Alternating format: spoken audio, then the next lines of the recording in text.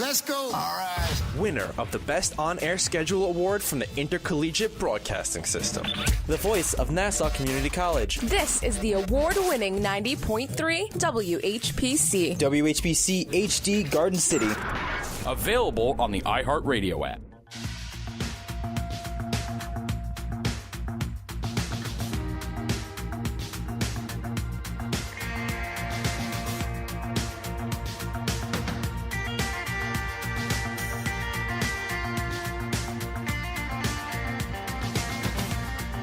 Welcome to another edition from the Press Box on this Monday, April 23rd, 2018. I am Rob Leonard, one of the hosts for the show. The other host is award-winning sports writer and, proud to say, my brother. And he is in San Diego this morning. Good morning, brother. Good morning, brother. Good, very early morning, brother. Well, you know, we're going to do the show or not. You know, that's the thing. Are you dedicated to the show or not? Obviously, since I'm on the phone at 6 a.m. San Diego time. Does your hotel have a nice breakfast at least? You can't even get breakfast at 6 in the morning. You can't? It's too early? Oh, too okay. early. Okay, just checking, you know. Too early. I'm eating the banana that I got at Ralph's a couple days ago. That was my breakfast. Yeah, that Ralph's is the big store out there. We love Ralph's. You know, if you go in the middle of the night, you might find a rock star in LA. Yeah, around San Diego, what I'm learning is there's a fairly sizable homeless population around this area. Oh, wow. Well, because it's actually, and because it's a nice area of San Diego, which seems a little backwards. But well, they hopefully have some leftover food that's been thrown away, and they can grab it. Well, or some leftover cash, one or the other. Whatever. Anyway, brother, we talk sports every Monday from 9 a.m. to 10 a.m., and this week is no different than any other week. Sports continues, as it always does. Let's start off with the Mets. Mets are still winning.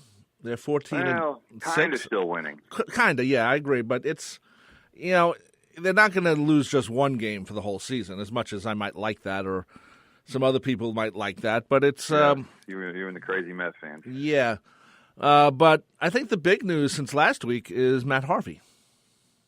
Yeah, that's obviously enormous news. Yeah.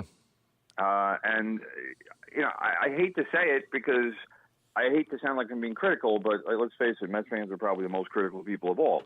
But Matt Harvey does not deserve a place in the Mets starting rotation right now. Not at this moment. It's an obvious fact. I agree with you.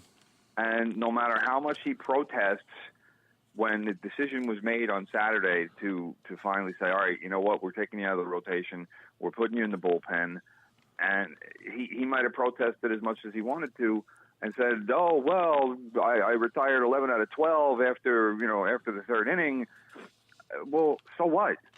You know, the pitching coach is very perfectly, is Dave Island after the game.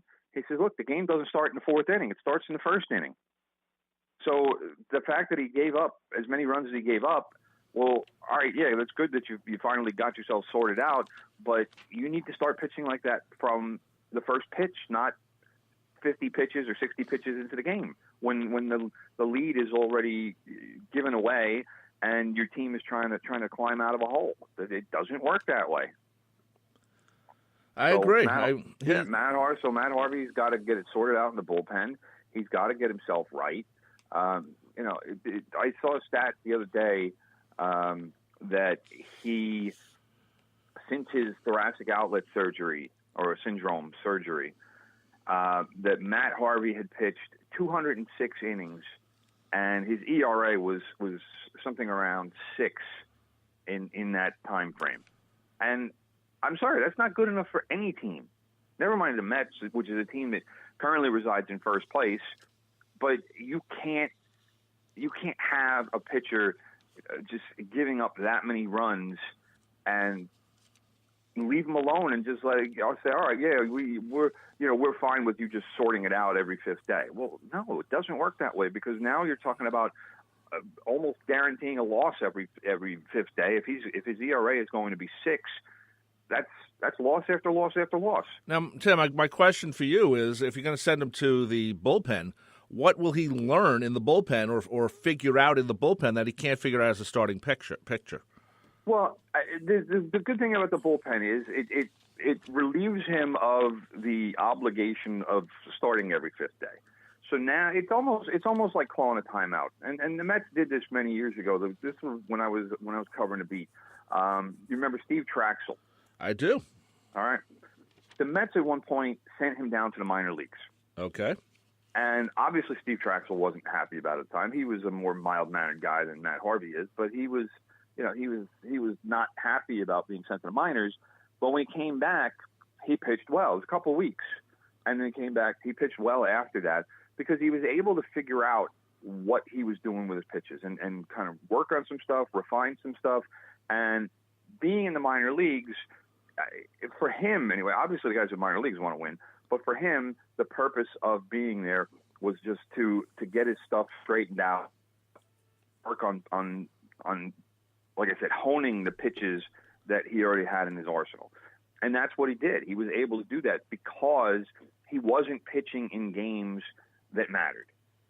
And because your focus is on the game and preparing for that game. It's not necessarily on refining pitches. So that's what it does. It gives you that almost like a timeout, and it allows a pitcher especially to, just kind of take a breath, work on the stuff that he knows he needs to work on, take a look at video, and kind of get back to basics. Okay. And that's what I think that this is going to do for Matt Harvey, even though he's going to the bullpen and not to the minor leagues, which to me would probably should have been considered as an option as well. I mean, I know he would probably hated that even more than going to the bullpen, but now he doesn't have to pitch every fifth day, and the Mets probably won't pitch him for at least a week. Or at least I wouldn't. I mean, I would let him, work with Island, get back to the video, look at what he's doing, and then let's see what he can do for an inning or 2 innings or whatever it's going to be when he gets into a game. And the next time he gets into a game is probably going to be the Mets are going to be up 6 or 7 runs or down 6 or 7 runs. He's not going to get into a high leverage situation anytime soon. I can guarantee you that. So, but that's what it is. I mean, basically, the Mets are saying, all right, Matt Harvey, take a breath. We know you're having some issues. There's still some good stuff there, but at the same time, we can't just run you out blindly every fifth day and hope for the best, because right now the results aren't there. But how do you a pitcher like him who has he's a pretty big ego. We know this. He's got a very big ego. Yeah, well, not just pretty big, very big. Well, how is this going to help him in the same way? Where if you put someone in like the game that doesn't matter, after a while you start to think you might be worse than you are, or something like that. If you're just going to be in the games that don't count, it's like putting in. When you're a kid and you're playing soccer or something, you get put in the last 10 minutes because your team's winning 10-0. As much as you're part of the team, you're always in there when it doesn't matter. And I think that's what's going to happen to Matt Harvey in that sense, because hopefully he doesn't allow himself to fall through the hole. But I think that might happen with him. And then, well, but if that happens, like you said, if he falls even further, then it's obvious that Matt Harvey's not even a major league player. So the Mets, this is also a chance for the Mets to assess what Matt Harvey is now, because we all know he's had multiple surgeries. This is a guy who was expected to be one of the big free agents of the upcoming class, and there's been a lot said and written about the winter, the upcoming winter's free agents after the season, and he was expected to be one of the big names in that class. But then you're talking 3 years ago as far as that expectation. Right. With the last year and a half, 2 years, Matt Harvey, he's not a top, a frontline pitcher anymore. And can he be that guy? Yeah, he can be, but he's got to figure out what he is and how he is, because the surgeries have obviously taken something from him, and whether that's a physical thing or a mental thing, who knows? But he needs to figure out how to be that pitcher. He needs to figure out how to be the Dark Knight again, because he's not the Dark Knight anymore. He hasn't been that way for a while. Exactly.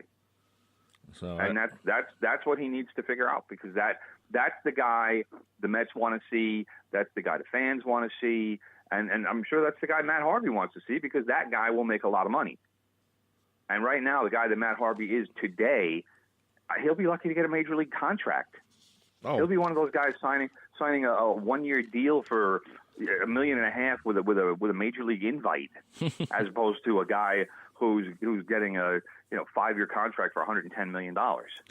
Well, that's why you don't sign the pitchers that far in advance. Imagine you signed him in 2015 when he was king of the world. Well, I mean, those contracts, if they would have signed him then, those contracts come with kind of safety nets involved in some ways. I mean, I'm not saying it would have been a bad idea for the Mets to sign him because you can never envision the kind of injuries and surgeries that he's had, but it is a way for teams to save money. Oh, sure. And injuries are an unfortunate part of the game, but I mean, as it turns out with Matt Harvey, it is fortunate that the Mets didn't sign him and pay him $15 or $17 or $18 million a year to forego a couple of free agent years, because that's what it would have taken back then. So, in a lot of ways, the Mets are fortunate. I think one of the main reasons that they didn't sign him to a long-term extension or really try to back then was they don't like his attitude. They don't like that he wants to be that back then he wanted to be, man about town in New York, and he wanted to enjoy all of the excess that New York. I like that about him. I wanted him to enjoy the excess of town. But franchises don't want that. They don't. Well, the Mets don't want it. Let's be honest. Hold it, Timmy. With models. Yeah, but Timmy, you know what? The Wilpons have always had a problem with that. You remember Paul Lo Duca? They're the owner. I know that, but you remember Paul Lo Duca years ago? He's going around with a 19-year-old girl. And that wasn't really cool. Well, she was hot, and then she was, gorgeous in a New York City way. And then who's the guy with the nut wife? Chris Benson. Yeah, Chris Benson. They only had to do say nut wife, and I knew. Yeah, and you look at her. She shows up on the back page of the Daily News dressed up in a great Santa's helper outfit, Well, yeah, but that's what the team, the Mets. See, the Mets don't encourage this. The Yankees want to try to present this wholesome image, and that's not what everybody is. No, I don't think it's a wholesome image. I think the Wilpons are they worry about their buddy friends who are really rich, and they're afraid of offending them sometimes. That's what I think. I'm talking about. Yeah, that's what I'm saying. That's why I'm saying wholesome image. They don't want to be seen as. Let's put it this way: David Wells would never have pitched for the Mets. No. David Wells loved the nightlife. He liked going out. He liked getting drunk, and the Mets don't necessarily like players of that mold. And Matt Harvey wanted to be that guy. He was very much a guy back then who sought the spotlight and who wanted to be seen at Ranger games with a model on his arm, and he wanted to be seen out in clubs, and he wanted to be on page 6. He craved being on page 6. Sure. And sure. That guy now, teams will put up with that kind of behavior if you are the kind of pitcher that Matt Harvey was then. They're not going to put up with it for a guy who, as of right now, is barely above AAA level. If that, I think. I mean, he very well could be AAA level. I'm kind of giving him the benefit of the doubt right now. Yeah, but no franchise is going to put up with that. It's not just the Mets; it's any franchise. They're not going to put up with a guy who isn't getting his job done, but is still going out and being seen around town. And it's in a weird way. It's almost like the player is showing he doesn't care. And well, in a way, you're right. In a way, you're right. But it's not like anybody can like. Is Matt Harvey really going to be working on his pitches on let's say the Mets play Saturday at 1:00? Is he going to be working on his pitches like Saturday night at 11? No, he's not. You can't expect somebody to be doing their job 24/7. It doesn't work that way. Not even in baseball.